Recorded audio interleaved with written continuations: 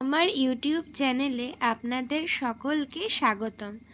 আমি এর আগে একটা ভিডিওতে এসআইআর ফর্ম ফিল আপের পদ্ধতি আলোচনা করেছিলাম। সেখানে কারো একটু বুঝতে অসুবিধা হয়েছিল, কারণ ফর্মটিতে মোট 3টি কলাম আছে, যার মধ্যে একটি কলাম বেসিক, যেটা সবার জন্য, আর দুটো কলামের মধ্যে একটু পার্থক্য রয়েছে। আমি এই দুটো কলামের পার্থক্যই ভিডিওর মাধ্যমে আলোচনা করব।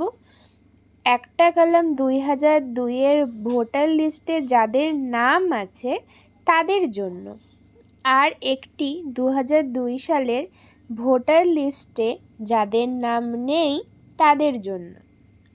আজকে এই ভিডিওতে আমি 2002 সালের ভোটার লিস্টে যাদের নাম নেই তাদের কোন কলামটি কিভাবে ফিল আপ করতে হবে সেটাই আলোচনা করব। তো ভিডিওটি শেষ পর্যন্ত মনোযোগ সহকারে দেখুন, এবং কোনো রকম বুঝতে অসুবিধা হলে কমেন্টে অবশ্যই আমাকে জানান। তো চলুন ভিডিওটি শুরু করা যাক। দেখুন, স্ক্রিনে আমি আমার ফর্মটি বের করে নিয়েছি। আমার ফর্মটির কিছু কিছু ডিটেলস আমার হাইড করার ছিল, তার জন্য আমি কিন্তু ইরেজার দিয়ে ওটা রিমুভ করে নিয়েছি, যাতে আমার ডিটেলসের প্রাইভেসিটা বজায় থাকে। তো দেখুন, এটা আমার ফর্ম। আমার কিন্তু 2002 সালে লিস্টে নাম ছিল না। আমার তার জন্য যেভাবে আমি ফর্মটা ফিল আপ করেছি, তো সেটা পুরোপুরি আপনাদের সাথে শেয়ার করব। ফার্স্টে জন্ম তারিখ বাংলায় লেখা রয়েছে, এখানে জন্ম তারিখ যার যার দিয়ে দেবেন। আধার নাম্বার এখানে অপশনাল, আপনি দিতেও পারেন নাও দিতে পারেন। আমার আছে তাই আমি দিয়ে দিয়েছি, আপনি চাইলেও দিতে পারেন, না চাইলে দিতে হবে না। তারপর দেখুন মোবাইল নাম্বার দিয়ে দেবেন নিজস্ব। তারপর পিতা বা অভিভাবকের নাম। এখানে বলে রাখি, যাদের বিয়ে হয়ে গেছে তারা এখানে স্বামীর নাম দেবেন, যাদের বিয়ে হয়নি তারা এখানে বাবার নাম দেবেন।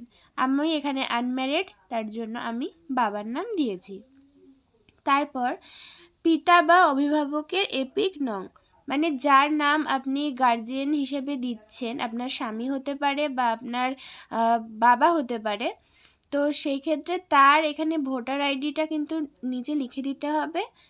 তারপর মায়ের নামটা অবশ্যই দিতে হবে, এবং মায়ের ভোটার কার্ড যদি অ্যাভেলেবেল থাকে তাহলে তার নাম্বারটা কিন্তু এখানে দিয়ে দিতে হবে। তারপর স্বামী স্ত্রীর নাম, এখানে আপনারা যদি ম্যারিড ওমেন হয়ে থাকেন, অর্থাৎ বিবাহিত মহিলারা, এখানে তার স্বামীর নাম দেবেন এবং ঠিক নিচের ঘরটাতে আপনার স্বামীর ভোটার আইডিটা লিখে দেবেন। আর বিবাহিত পুরুষরা এখানে আপনার স্ত্রীর নাম লিখবেন এবং তার নিচে আপনার স্ত্রীর ভোটার কার্ড আইডি নাম্বারটা দিয়ে দেবেন। তারপরে এরপর সবথেকে ইম্পর্টেন্ট যে দুটো পার্ট, সেই দুটো পার্টই আমি এখানে দেখাবো। দেখুন, এই পাশে একদম একটা রয়েছে, এই কলামটা হলো যাদের 2002 সালের লিস্টে নাম রয়েছে তাদের জন্য।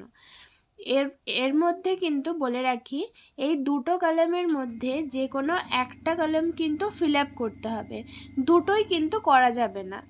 যার 2002-তে নাম রয়েছে সে শুধু এই বাম দিকের কলামটা ফিল আপ করবে, আর যার 2002 সালের নাম নেই, যেমন আমি কিন্তু তাই এই ডান দিকের কলামটা ফিল আপ করেছি। তাহলে দেখুন যে এখানে কি রয়েছে। এখানে প্রথমে বাঁ দিকের কলামটা আমি ব্ল্যাঙ্ক ছেড়ে দিয়েছি, এখানে ধরতে হবে না, কিছু লিখতে হবে না, কারণ আমি ভিডিওর প্রথমেই বলেছি আজকে কিন্তু শুধুমাত্র 2002 সালে যাদের নাম ছিল না তাদেরটাই বানাবো। তার জন্য আমার নিজের ফর্ম ওপেন করে কিন্তু আমি আপনাদের দেখাচ্ছি। এই পাশটা, বাম পাশটা পুরো ব্ল্যাঙ্ক রেখে দেবেন, এবং ডান পাশে এখানে লিখবেন প্রথমে নাম, কার নাম লিখবেন। এবার তার নাম লিখতে হবে যার নাম 2002 সালের ভোটার লিস্টে ছিল, যেমন বাবা, এছাড়া মা, বা আপনার রক্তের সম্পর্কের যে কোনো কেউ, তার নাম এখানে লিখবেন।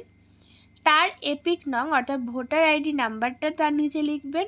তার আত্মীয়ের নাম, মানে এখানে আমার বাবা, আমি আমার বাবার নাম দিয়েছি, আমার বাবার নাম 2002 সালের ভোটার লিস্টে ছিল, সেখানে তার আত্মীয়ের জায়গায়, মানে আমার বাবার যে ভোটার কার্ডটা ছিল বা ভোটার কার্ডে যে 2002-এর লিস্ট, সেখানে কিন্তু আমার বাবার গার্জেন হিসেবে আমার দাদুর নাম ছিল, তার জন্য এখানে আমাকে দাদুর নাম দিতে হয়েছে। আপনারাও যে রিলেটিভ বা যার নাম দেবেন, সে মা হতে পারে, বাবা হতে পারে, তার 2002 সালে ভোটার লিস্টে গার্জিয়ান নেমে কে ছিল সেটা কিন্তু দেখে আপনাদের দিতে হবে, সেই 2002 লিস্টের অনুযায়ী এখানে দিতে হবে। তারপরে সম্পর্ক, যেহেতু আমি বাবার নাম দিয়েছি তার জন্য আমি লিখেছি ফাদার। যদি আপনারা মায়ের নাম দিয়ে থাকেন লিখবেন মাদার, বা ঠাকুমার নাম দিয়ে থাকেন সেখানে দেবে গ্র্যান্ড মাদার, ঠাকুরদা লিখলে গ্র্যান্ডফাদার, এইভাবে সম্পর্কটা লিখবেন, মানে সে আপনার কে হয় এটা লিখতে হবে। তারপরে জেলা, যার যার জেলা লিখে দেবেন। আমার নদিয়া, তাই নদিয়া লিখেছি। রাজ্যের নাম ওয়েস্ট বেঙ্গল।